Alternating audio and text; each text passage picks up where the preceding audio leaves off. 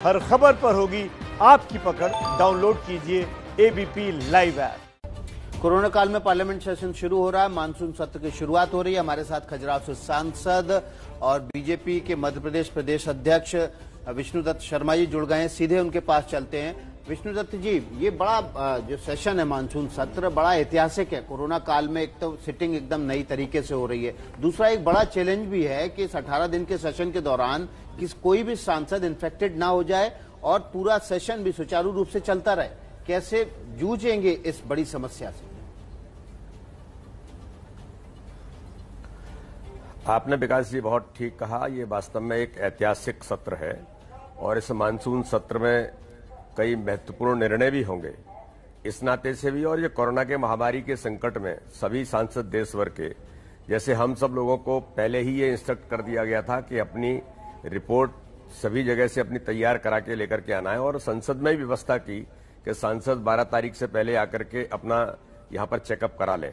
मैंने भोपाल में ही एम्स के अंदर चेकअप कराने के बाद नेगेटिव रिपोर्ट वगैरह सारी चीज लेकर के हम लोग भी आए हैं। और सिटिंग अरेंजमेंट में खासतौर पर सोशल डिस्टेंसिंग का जो ध्यान रखने का प्रयास प्रबंधन ने किया है। लोकसभा के अध्यक्ष माननीय ओम जी और हमारे संसदीय कार्य मंत्री जी आदरणीय जोशी जी ने बेहतर व्यवस्थाएं करने का प्रयास कि जिससे संसद अच्छे से अच्छा सत्र हमारा चले और महत्वपूर्ण निर्णय जो देश के लिए आवश्यक है वो इस मानसून सत्र के अंदर होंगे। जी विष्णु जी, इसके अलावा ये तो आपने बताया कि किस तरह की समस्याएं एक सांसद के तौर पर आप लोग महसूस करेंगे इस बार और उसके लिए क्या तैयारियां की गई हैं, लेकिन राजनीतिक तौर पर सदन के अंदर कोरोना की महामारी हो, चाहे हरियाणा और पंजाब में जो किसान सड़कों पर हैं, या फिर भारत और चाइना का स्टैंड ऑफ, और आज इंडियन एक्सप्रेस की खबर आई जिसमें देश के 1350 बेहद नामी गिरामी लोगों की जासूसी बाकायदा चीनी कंपनी कर रही है। ऐसे मुद्दे सदन के अंदर तैयार है विपक्ष सरकार को घेरने के लिए।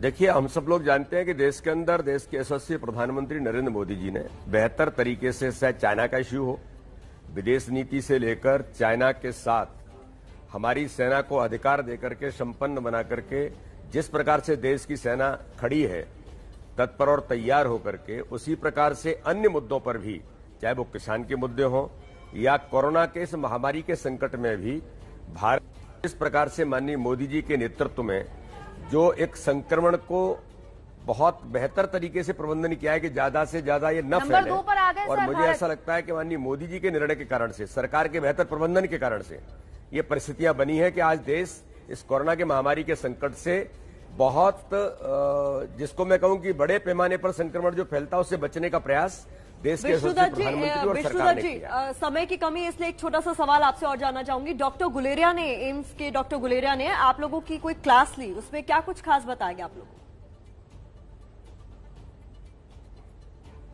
नहीं, मैं उस क्लास के अंदर मैं तो नहीं था। मैं कल यहां पर पहुंचा हूं क्योंकि मैं अपने बाकी उसके कारण से मैं नहीं पहुंचा हूं। उन्होंने क्या कहा इसके बारे में तो मुझे जानकारी नहीं है कि डॉक्टर गुलेरिया ने जो क्लास ली है सांसदों की उसके बारे में क्या कहा। लेकिन शर्मा जी, एक बड़ा सवाल ये है कि जो जासूसी का आरोप लग रहा है चीन के ऊपर, चीन के कंपनी के ऊपर एक जासूसी का आरोप लग रहा है। ये कहा जा रहा है कि उसने तमाम विपक्ष के नेताओं की जासूसी की है, लेकिन एक बड़ा सवाल ये है कि क्या जासूसी करने के बाद ये कंपनियां ब्लैकमेल भी कर रही हैं? क्योंकि कई नेता ऐसे हैं जो पिछले कई सालों से चीन का गुणगान कर रहे हैं।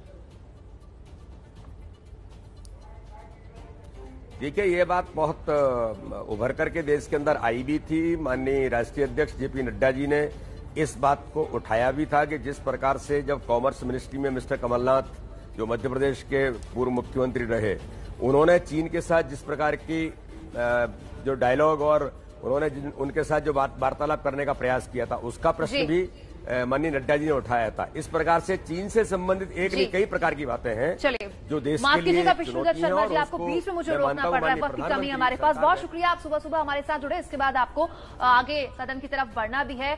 कुछ मिनटों बाद दिखाएंगे भारत के खिलाफ चीन की सबसे बड़ी घुसपैठ। नमस्ते भारत।